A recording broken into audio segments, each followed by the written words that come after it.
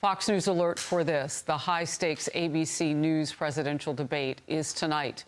However, Vice President Kamala Harris and her team have been working for weeks to lower the expectations now for her. After ramping her up to be ready for these big moments 51 days ago, they now want to say, well, she's the underdog. Does that give them an advantage? What does it give them? I'm Harris Faulkner. You are in the Faulkner Focus. Here is the VP before she began studying for that debate a week ago. This race is going to be tight until the very end. So please, let's not pay too much attention to the polls because we are running as the underdog. And she says it herself. Many of her fellow Democrats have been working overtime to push that very same underdog narrative. It will take almost superhuman focus and discipline to deal with Donald Trump in a debate. It's no ordinary proposition. He's the best counterpuncher in the history of American politics. Donald Trump is a skilled debater. He has been in the most presidential debates of any candidate in presidential history. This is his 7th general election presidential debate, probably the most of anybody in history.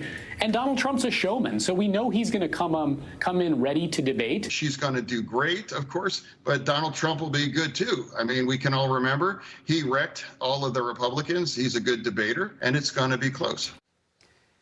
Critics are not buying the whole underdog strategy. Columnist, one of them, argues Harris's only shot at justifying her existence in the race will be the September 10th presidential debate on ABC. And lucky for her, the bar is set really low. After almost a decade of telling us President Trump is a buffoon, all of a sudden, regime media is claiming that, he is a formidable opponent. And to quote them, I mean, he suddenly now has historic skill. They've effectively given her a low bar of expectations to make this an easy win for her. Karl Rove broke down his expectations for former President Donald Trump. You think that the stakes are higher for Trump? He has a harder job?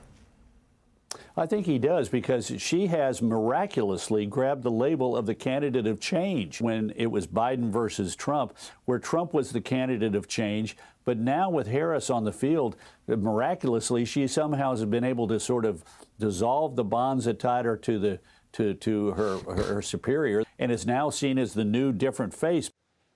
New and different? She's been vice president for 3.5 years. Senior White House correspondent Peter Doocy is inside the debate hall in Philadelphia. Peter. And Harris, the campaign is now admitting, the Harris campaign is admitting publicly for the first time that not being able to convince the hosts, ABC News, to to keep the mics hot, unmute the mics, kind of messed up their strategy. Microphone muting issue is a challenge. I think it's a challenge for the viewer who wants to see these two candidates engage with each other in a real debate. She's not some fact checker in chief. I think that'll be the job of the media and the pundits who are paying attention and following along. On the contrary, according to the Trump debate prepper, Tulsi Gabbard, who believes the VP has not been properly scrutinized and who says tonight's debate is a chance to touch on things left unsaid last cycle. She talked every day about how she'd be a prosecutor president, but no one questioned her about what that record was and how that would translate if she were president. She's going to have a tough time trying to defend this record that, quite frankly, from the view of the American people, is indefensible. On the big Philly area roads today, 95 and 676 and the Schuylkill Expressway, the DNC has a digital billboard up warning about Trump's threat to abortion access. He plays from this really old and tired playbook, right, where there's no floor for him in terms of how low he will go. And we should be prepared for that. We should be prepared for the fact that he is not burdened by telling the truth. The Harris campaign is also using a new ad starring Barack Obama to telegraph another potential line of Trump attack that could accuse him of having crowd size envy. This weird obsession with crowd sizes. It just goes on and on and on. America's ready for a new chapter.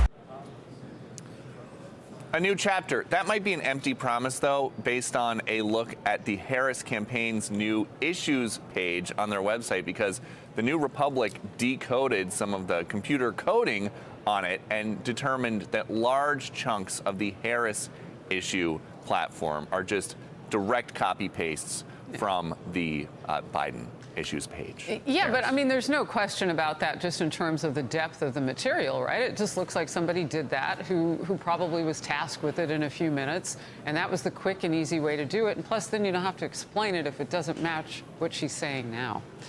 All right, right. Your and last that quick begs thought. the question, why did it take them so long to put it up there if they were just going to copy paste? I could copy paste a script from 6 weeks ago and do it at noon, but I wouldn't have an excuse as to why it took me so long. Wow. Well, you wouldn't need one because you have skills. All right, Peter Ducey, thank you.